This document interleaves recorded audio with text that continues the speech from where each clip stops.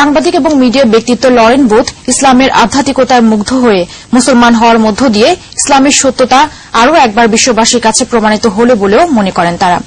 M A হান্নানের তোলা ছবিতে কামরুজ্জামান বাবলুর প্রতিবেদন।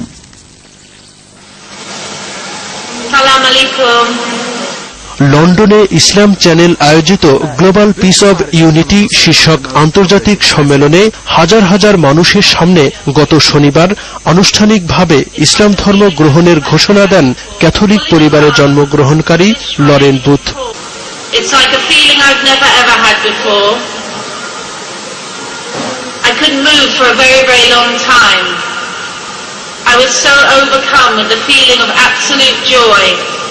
সাবেক ব্রিটিশ প্রধানমন্ত্রী টনি ব্লেয়ারের শালিকা পশ্চিমা সংস্কৃতিতে বেড়ে ওঠা উচ্চশিক্ষিত সাংবাদিক লরেন বুথের ইসলাম ধর্ম গ্রহণের মধ্য দিয়ে ইসলামের শাশ্বত সত্যতার প্রতি শ্রদ্ধা বাড়বে ভিন্ন ধর্মাবলম্বীদেরও। ধর্ম সচেতন অনেকেই এমনটাই মনে করেন। ইসলামের যে আদর্শ সেটা অবশ্যই অন্যান্য ধর্মের চেয়ে অবশ্যই বেস্ট আমি মনে করি। সেই ক্ষেত্রে সে হয়তো অনেক হায়ার এডুকেটেড, এক্ষেত্রে সে রিসার্চ করছে, সে জানছে, বুঝছে এবং সেই ক্ষেত্রে সে ইসলাম ধর্ম গ্রহণ করছে, এটা স্বাভাবিক ব্যাপার। হয়তো কোনো ইসলাম ধর্মের মধ্যে পজিটিভ কিছু খুঁজে পাইছে, সেজন্য গ্রহণ করছে, বা তার আসলে মন থেকে ভালোবাসা হয়তো তৈরি হয়ে গেছে।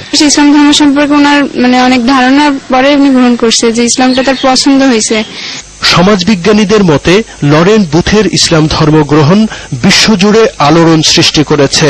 ইসলাম একটা শান্তির ধর্ম, ইসলাম একটি জীবন ব্যবস্থা, এবং এই জীবন ব্যবস্থার প্রতি শিক্ষিত মহল যখন এগিয়ে আসে তখন অন্যান্য সবাই কিন্তু আকর্ষিত হয়, যাতে করে এই ধর্মের ছায়াতলে আসা যায়। লরেন বুথ ইসলাম ধর্ম গ্রহণ করেছেন। উনি একজন খ্যাতনামা সাংবাদিকই শুধুমাত্র না, উনি প্রাক্তন ব্রিটিশ প্রধানমন্ত্রী টনি ব্লেয়ারের আত্মীয়। তো সে কারণে দেখা যায় যে এর একটা প্রভাব অবশ্যই শিক্ষিত সমাজে এবং অন্যান্য ধর্মাবলম্বী যারা আছে তাদের চিন্তার মধ্যে আলোড়ন সৃষ্টি করবে। কোরআন হাদিস অধ্যয়নের পাশাপাশি উদার মন নিয়ে ধর্মচর্চায় এরকম আরো অনেকেই এগিয়ে আসবেন, এমনটাই সবার প্রত্যাশা। ইসলাম ধর্মাবলম্বী কামরুজ্জামান বাবলু, দিগন্ত টেলিভিশন, ঢাকা।